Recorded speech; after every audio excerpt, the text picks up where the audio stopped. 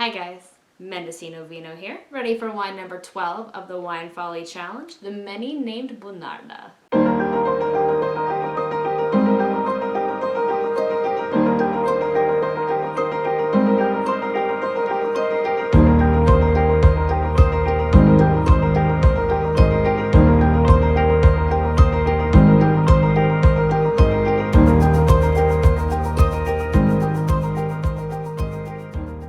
The Wine Folly Challenge is where I try all 86 grapes and 14 wines featured in the Wine Folly Magnum Edition, first alone and then paired with food. Today I'm trying Bonarda, also known as Charbono and more accurately known as Dolce Noir. This is the second most planted wine in Argentina.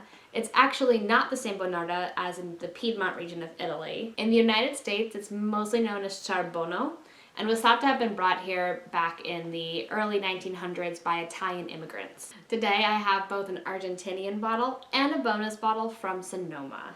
I wasn't actually able to find any Charbono from Mendocino County, sadly, but pretty excited about this still. So the wine from Argentina is Inkarri by Proviva.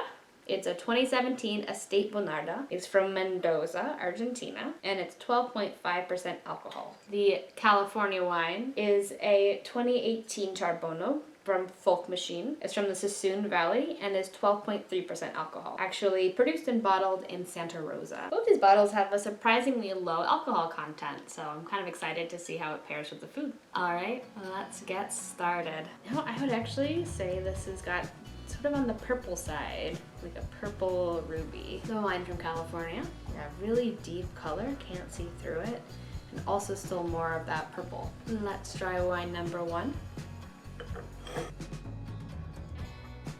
Dark berries, blackberries, hint of sort of an herbal note on there too.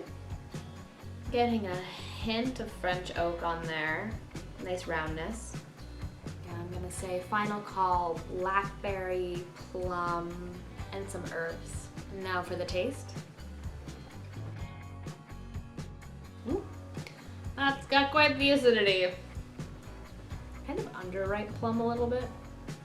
Not bad, not my favorite. Mostly just kind of bracing acidity. Not a lot of fruit notes on there. Yeah, I like the smell a little bit more than the taste of this one. That's kind of bad, but it's all about your own personal preference and your own personal tastes. There's no wrong or right answer when it comes to liking wine. All right, so let's try wine number 2, the Sonoma wine. Oh yes, man, that nose is lovely. That has definitely seen some time in French oak barrels. It just totally envelops me with the blackberry plum, blackberry sauce nose on there. Man, that's lovely. Yeah, mostly, yeah, blackberry plum sauce, a little bit of vanilla. Fruit forward for sure.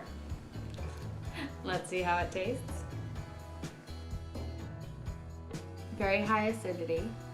I think that's probably what they struggle with this varietal, is the acidity on it. The low alcohol content indicates that they pick early usually, generally speaking, just because the alcohol comes from the sugar, and the sugar develops with time hanging on the vines and heat specifically. I'll say I also am not the biggest fan of this one either. I don't think they're bad wines, don't get me wrong, I don't think they have fault in them. It's just, again, kind of really high acid and really high minerality. Not a lot of fruit notes on the actual palate there. Trying to think of what type of rock this reminds me of. Like slate, actually, really, kind of slate-like here. Again, kind of like an underripe plum. Nose nice. I like the nose. Well, I wouldn't say I love these wines. I do think they're kind of interesting for the comparison with acidity. So they both have very bright, bracing acidity. This one, however, has more acid, I would say, on the attack. So you immediately notice it, and it kind of has these sort of high notes right immediately.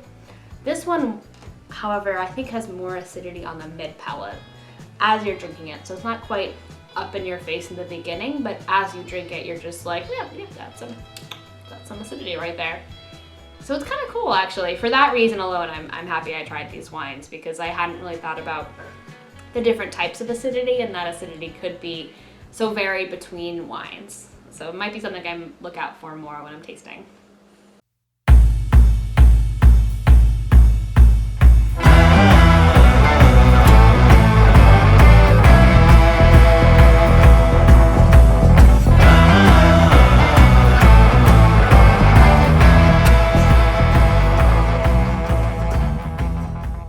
So, for my pairing today, I have some Japanese chicken curry.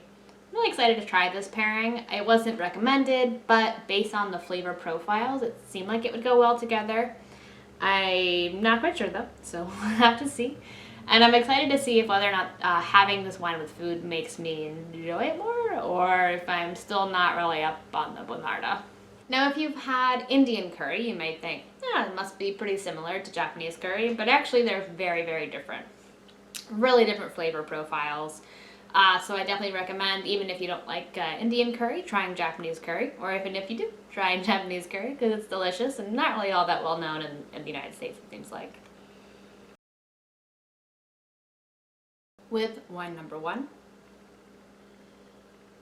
I like it better. Still not completely won over, but definitely the acidity has mellowed out paired with the food. Now, trying it with wine number 2.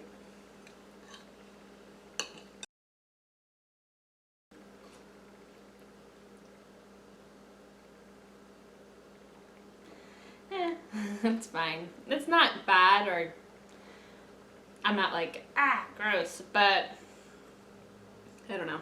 I don't think it really does much for me. Getting a little bit more of the fruit flavors coming out of this wine now, but even with that, not really my style of wine. And again, I don't think the pairing is spectacular or, oh my god, revolutionary, The food, on the other hand, is delicious, and I definitely recommend Japanese curry to anybody who wants to try something new. So, out of the last 12 wines I've tried, I'd say there were only 2 that I wasn't a huge fan of. So pretty good odds in terms of wine trying things. I don't think either of these bottles are bad, and if you find yourself drawn towards high acid red wines, definitely recommend either of these bottles. I think they're both great for that purpose. It's just not really my style. And if you're looking for high acid, but not a lot of fruit flavors, one of these 2 bottles might be your thing. Not really my thing. Regardless though, happy to have tried them, and I will knock it off my list. Thanks for coming along this week. Hope to see you guys again next week. Chin chin.